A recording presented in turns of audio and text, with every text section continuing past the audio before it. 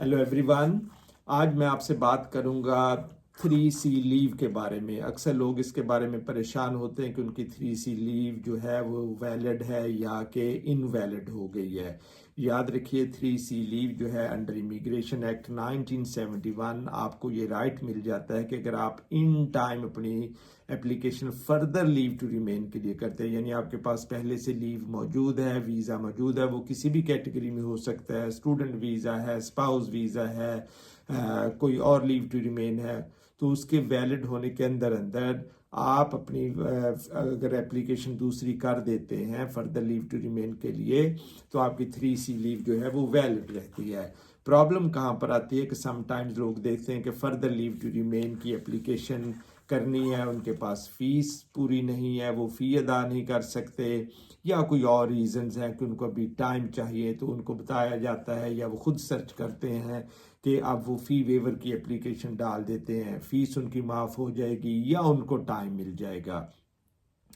तो जब आपकी फ़ी वेवर की जो एप्लीकेशन है अगर वो अनफॉर्चुनेटली रिफ्यूज़ हो जाती है या रिजेक्ट हो जाती है तो उसके बाद आपको सिर्फ 10 वर्किंग डेज मिलते हैं। 10 वर्किंग डेज का मतलब मंडे से फ्राइडे तक, उसमें सैटरडे संडे आपने काउंट नहीं करना होता। तो होम ऑफिस की तरफ से आपको इंस्ट्रक्शंस दी जाती है कि विद इन 10 वर्किंग डेज आप अपनी नई एप्लीकेशन सबमिट कर सकते हैं होम ऑफिस में, और आपको ऑब्वियसली फ़ीस पे करना होती है। लेकिन लोग क्या करते हैं, वो कहते हैं कि नहीं, हम दोबारा फिर फ़ी वेवर की एप्लीकेशन डाल देते हैं विद इन 10 वर्किंग डेज। जो ही आप फर्दर अगेन फ़ी वेवर की एप्लीकेशन डालते हैं दोबारा टाइम लेने के लिए या दोबारा फ़ी एग्जेम्पशन लेने के लिए, तो याद रखिए स्ट्रेट वे आपकी 3C लीव ख़त्म हो जाती है।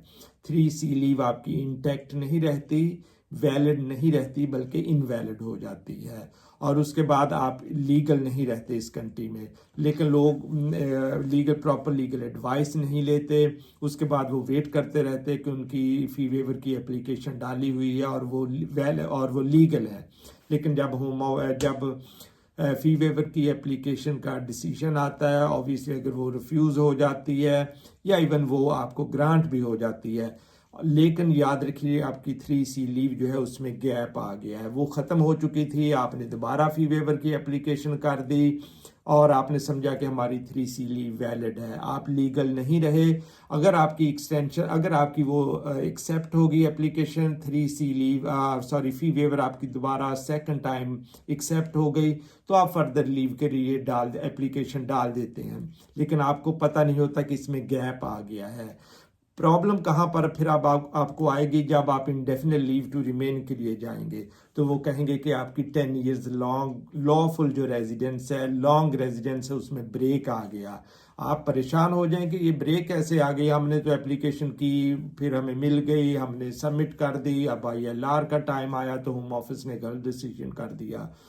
अगर एक्चुअली होम ऑफिस गलत डिसीजन नहीं करता, आपकी अपनी ही गलती होती है कि जब आपने सेकंड टाइम फ़ी वेवर की एप्लीकेशन की थी तो आपने प्रॉपर लीगल एडवाइस नहीं ली थी और वो गैप आ गया है। ऑल दो आपकी एप्लीकेशन एक्सेप्ट हो गई लेकिन 3C लीव ख़त्म हो गई। और दूसरे सिनेरियो में अगर होम ऑफिस सेकंड टाइम आपकी फ़ी वेवर की जो एप्लीकेशन है उसको रिफ्यूज़ कर देता है या रिजेक्ट कर देता है, तो आपको साथ ही फिर इमिग्रेशन बेल पर डाल दिया जाता है। इवन जो लेटर रिफ्यूज़ल का आता है उसमें लिखा होता है कि आपको इमिग्रेशन बेल दे दी गई है, टेम्परेरी बेल दे दी गई है। तो इसका मतलब यही होता है कि आपकी 3C लीव ख़त्म हो चुकी थी जब आपने सेकंड टाइम फ़ी वेवर की एप्लीकेशन की। फिर उसमें प्रॉब्लम कब आएगी कि सपोज आपको कोई और कैटेगरी में आप अप्लाई करना चाह रहे हैं, फर्दर लीव टू रिमेन है, वो कोई FLRM है, FLRP है, कोई आपको कोई स्पॉन्सरशिप मिल गया और आपने जो कॉस्ट है वो इशू हो गया आपको सर्टिफिकेट ऑफ स्पॉन्सरशिप, और आपने फ़ौरन उसके तहत एप्लीकेशन कर दी फर्दर लीव टू रिमेन के लिए कि आप मुझे कॉस्ट मिल गया है या मेरे जो भी सर्कमस्टांसिस हैं वो चेंज हो गए हैं। लेकिन होम ऑफिस आपकी एप्लीकेशन को रिफ्यूज़ कर देगा, वो कहेगा कि आपने दोबारा जब फ़ी वेवर की एप्लीकेशन की तो आपकी जो 3C लीव थी वो ख़त्म हो गई थी, वो वैलिड नहीं रही, वो इनवैलिड हो गई थी, लिहाजा हम आपकी एप्लीकेशन को रिफ्यूज़ कर रहे हैं। इसलिए जब भी आपने फ़ी वेवर की एप्लीकेशन करनी हो तो प्लीज़ प्रॉपर लीगल एडवाइस लीजिएगा। मैं भी आपके साथ ये एक जस्ट इंफॉर्मेशन शेयर कर रहा हूँ, कोई लीगल एडवाइस नहीं है। Please always seek a legal advice. थोड़ी सी फ़ी पे करने से 30, 40, 50, 100 पाउंड, 150 पाउंड, 200 डजेंट मैटर, लेकिन आपको बहुत ज़्यादा परेशानियों से बचा सकती है। प्लीज़ हमेशा लीगल एडवाइस लीजिएगा, फिर ही कोई एक्शन कीजिएगा। All the best.